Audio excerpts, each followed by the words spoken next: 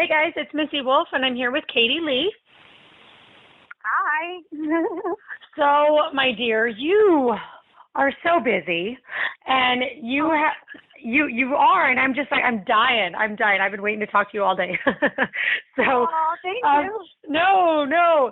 So, okay, you have a new album coming out on January 22nd, or a new EP, right? On January 22nd. Which is coming up really, really, really quickly. Are you getting excited? Number one. Yes, so excited. It's right around the corner. I cannot wait. I've been waiting for it forever.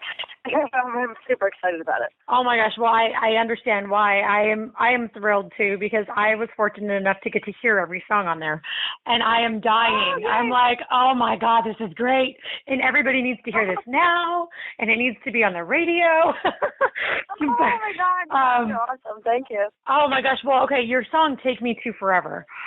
Hands down, I am in love with this song. I am absolutely in love with it.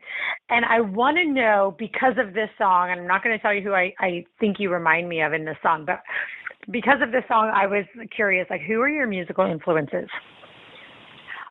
Growing up, I used to listen to a lot of Mariah Carey, Whitney Houston. I loved Alanis Morissette, Sheryl Crow. A lot of like eclectic, a little bit all over the board. I loved Michael Jackson, but definitely I'd say like Mariah Carey is probably like my number one like idol. Like I just love her.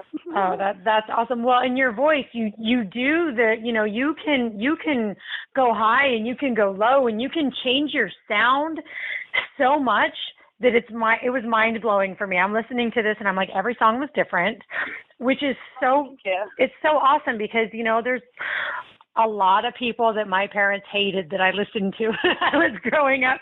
They said every song sounded the same, and exactly. And unfortunately, they were right for a lot of it. I still will argue, but yours is not like that at all. Your voice changeability is just great, and your style is so incredibly awesome that I had to know who your influences were because, I hear a lot of different people in there, and Mariah Carey is one of them. But in Take Me to Forever, my daughter and I were like, okay, sounds a little like Christina Aguilera in some parts, and it was. Oh, I love her too. Well, it was pretty awesome, and I was like, okay, I can't wait to talk to her. So. But thank you. I love your person. That's nice. Oh, well, that's good. So, but in your video, see, I also got to watch the video for Real Religion. And I know that other people don't get to see it yet, haha. But I loved it. And I want to know whose idea was it for the way that you filmed it. I'm not going to spoil anything, but I want to know whose idea it was. It was actually my producer, Matty Amendola. And he had the idea, and he wanted to wait till the very last minute to tell me. He's like, don't worry, you're going to come in. I have it all planned out. He's like, I just want you to, like, go with the flow today. And, I came in, and he showed me, and I was like, oh, my God. I was so excited about it. And it was probably one of the most fun times I had in the studio. It was a very simple shoot, but it turned out, for me, it was a great energy throughout the whole day, and it was loads of fun to do. Oh, I absolutely loved it. The concept I thought was just remarkable, and the message in that song is really great. And I think we need more messages like that. And and I don't want to give it away. So if you want to talk and tell everybody what that is, great. If not, we can move forward. But I had to get that out in the beginning because I was so darn excited, watching it today that I was like, oh God, I can't wait to talk to her about it. But should I reveal? I don't know. No, if you don't want to, don't worry about it. Yeah, I think I might wait. Until the song comes out because it's really the message that is throughout the whole entire EP, and I think it's something that everyone can relate to, and it's what makes the world go round. And I just think that, I think I'll wait until it comes out and then let everyone. Absolutely. Well, I mean, all everyone needs to know is that it's fabulous. The message is amazing and promising and completely positive, and our world needs so much of that. So kudos to you. I think it's great. The video concept was just, the whole performance on it was just stellar. I can't even say enough positive about it. I love it. I cannot wait once it comes out to show it, to show the video to my girls. Definitely. It's really great. Now, I mean, so we can backtrack now and I want to talk about your first gig performing on Carnival Cruise Lines. What? How did you get that as your first gig? Most people are like, I would love to sing on a cruise ship. That would be amazing. And we can vacation and work at the same time. How did you manage to land that, your very first gig? Honestly, I was on Playbill looking for auditions every day, and I was going into the city and auditioning for Broadway, off-Broadway, all sorts of things. And I saw an ad for that, and I was like, let me just send the video in. You never know. And the guy called me back right away, and he's like, I want to offer you a ship. And I was like, wait, what? And he's like, yeah, you have to leave in a week, though. And I was like, a week? I was like, oh, my gosh. So it was like, wow. I literally picked up everything. I had a friend sublet my apartment, and I got on a plane for the first time by myself ever. Oh, my gosh. And I learned so much about not just like singing, but like myself, about life in general when you're on your own on a ship by yourself for the majority of the time. I wouldn't trade it for anything. I learned so much in that year that I was away. Right. Well, and I'm just sitting here thinking like, I don't even know how one would just do that. I mean, 1 minute you're, just at home with everybody doing it, and then you're on a cruise ship for who knows how long, and you're alone, and you're by yourself. That had to have been one of the most life-changing experiences for you. I honestly don't know that I could have done anything like that. Wow. It definitely was life-changing. Definitely was. And it was so much fun, too. I mean, you get to meet people from all around the world. Mm-hmm. It's people from Australia. I met friends, I have friends in England now. I have friends, in Australia and New England. It's great. I mean, it was an amazing experience, so. Absolutely. And now your mom has been your, biggest supporter, and she's helped you along the way with your career. So what was her reaction to you leaving and being on this cruise and being isolated from, family and friends? Honestly, her first reaction was like, are you sure you really want to do this? My mom was very nervous and scared for me, and but she knows how much I love to sing, and she wants me to be happy, and she wants me to sing as much as I can. So she was definitely very happy for me, and right. I called her at least once every other day. I was getting phone cards to call her and tell her how everything was going. And oh, good girl. She's very, very supportive. She's awesome about going with the flow of whatever, when I say I have to do something. Right. She trusts my judgment, That's great. And kudos to you, Mom, for that, because, as a mom, sometimes letting go and letting your kids go off and do things that make you nervous it's extremely difficult. So, I can't imagine, what was going through her head at some of those times, but good for her for, standing by you and letting you be you and doing this, because, ultimately that has helped you grow your fan base and, build connections with people that you might not have ever had. So, that's, yeah, exactly. That's amazing. So yay. I love hearing stories like this. And, and another thing that you encountered was how you met, his name is Maddie, right? Mm-hmm. How you met him, yep. Tell us about that, because that seems like a crazy story in and of itself. Like, how did you get that lucky again? I know. I think about that all the time, and it is the most bizarre thing. So when I came back from ships, I started writing my own music, and I was like, I want to work somewhere that I'm going to learn stuff about the music industry. Mm-hmm. So I did my research, and I found this place called The Cutting Room, and it was, very famous for people, like Lady Gaga used to perform there, and that's how she was discovered. I was like, all right, I have to get into this place somehow. So I went in and I did an interview and I started waitressing there. And they used to hold SNL after parties. Oh, uh-huh. And it would start at 4 in the morning. So it's one night after my shift, I stayed late and I sat in the back when my friend Tuffy came. He actually was the guitar player on the ship that I had met. Oh, nice. So he came and met me there, and we're sitting in the back, and it was a karaoke night. So they were doing karaoke, and Adam Levine that week was the host.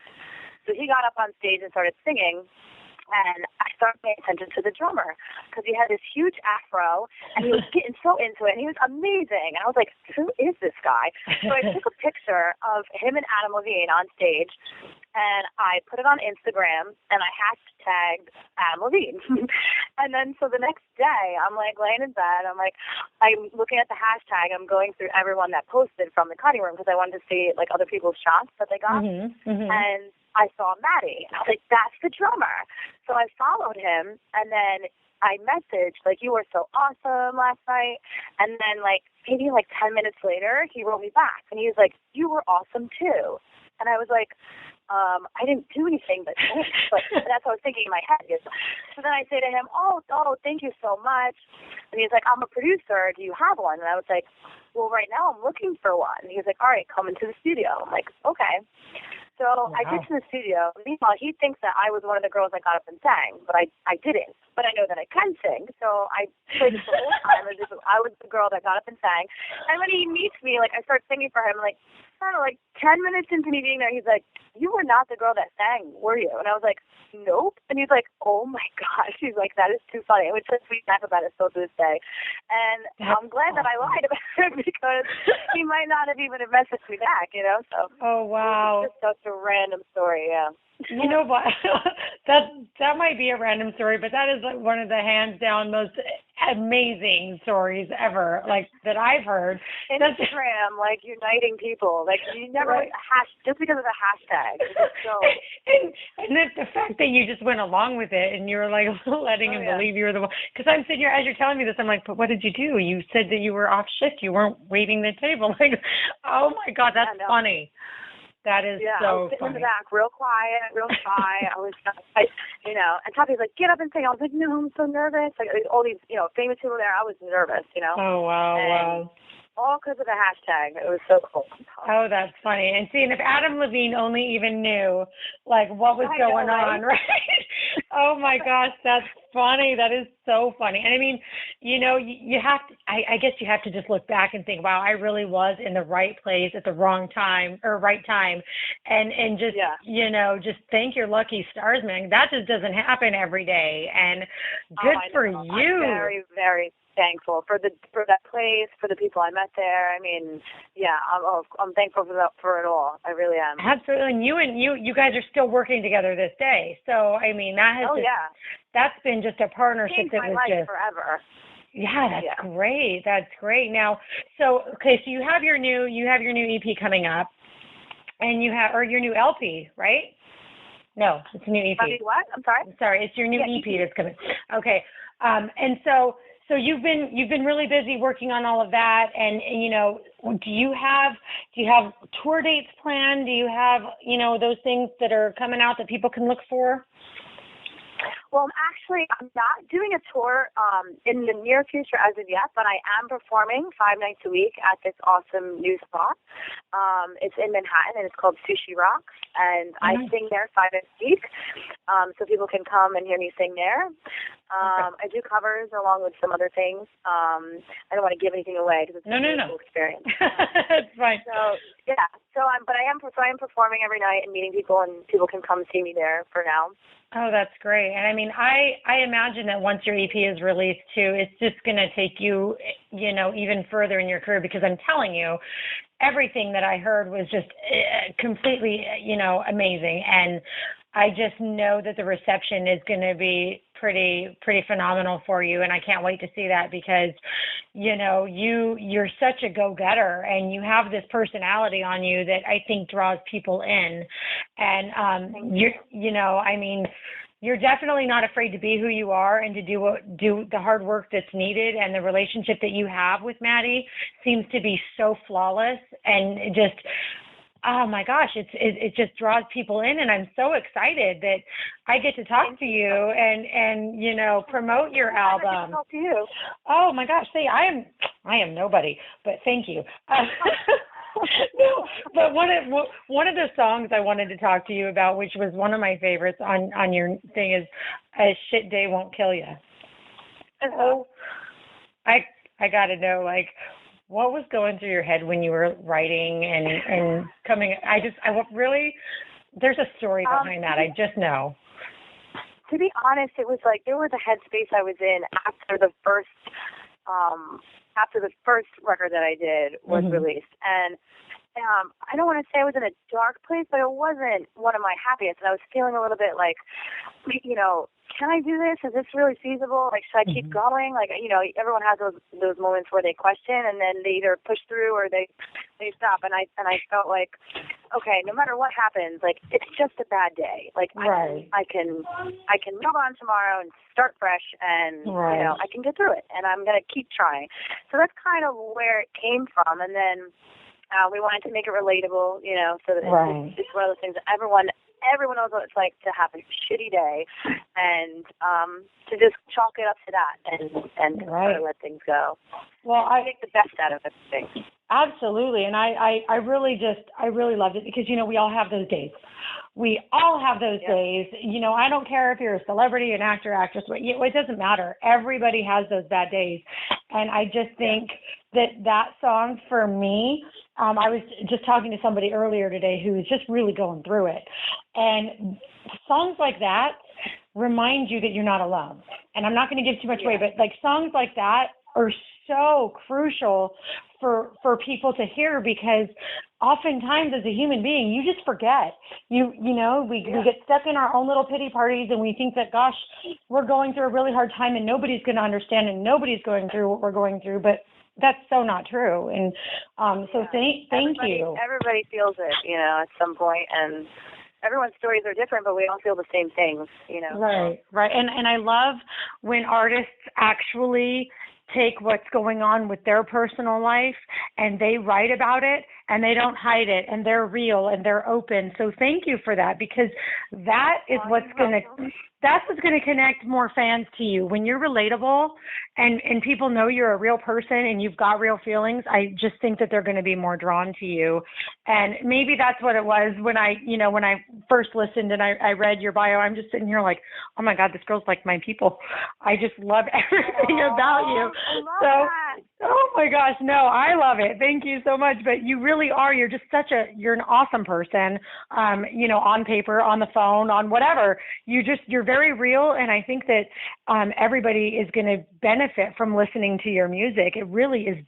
It really is great. It's fantastic. So I cannot wait. You're making my heart, like, you're so sweet. I'm so excited that you're excited. I'm like, oh my God, I really am so very excited. Like, I can't wait for January 22nd. So, like, I cannot wait to put this link up and have everybody, order your album and just, everybody needs to hear it. So, is it available for pre-order? That was a big question that I had that I couldn't figure out. Yes. So you can pre-order it right now on Flash Music. I worked with them previously, and I loved what they were offering for like new releases. So, I have a little store on there, and you can pre-order the album. So you'll get it a little bit before January 22nd if you pre-order it.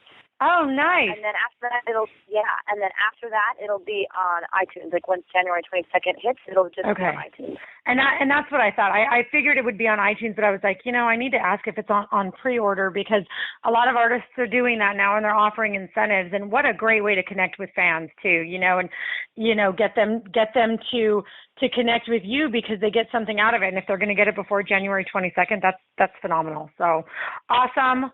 Thank you so much for taking the time to talk with me today. And definitely, I cannot wait to hear more from you. So, and if there's anything else you want to tell the fans right now, before we go, if there's anything you want to say that I failed to ask you, now is the chance.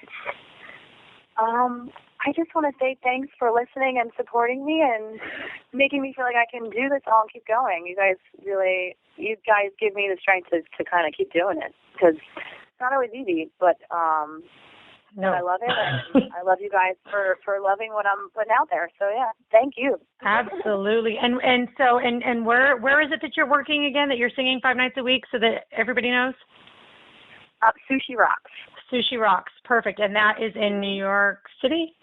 Mm-hmm. Yep, it's in Manhattan. Oh, it's in Manhattan. Okay, perfect. Awesome. We have that. Everybody knows where to go. And oh my gosh, you're great. Thank you so much for everything. And we will. Oh, you're so welcome. And we will talk to you soon. Have an awesome night. You too. All right. Thanks. Bye. Bye-bye.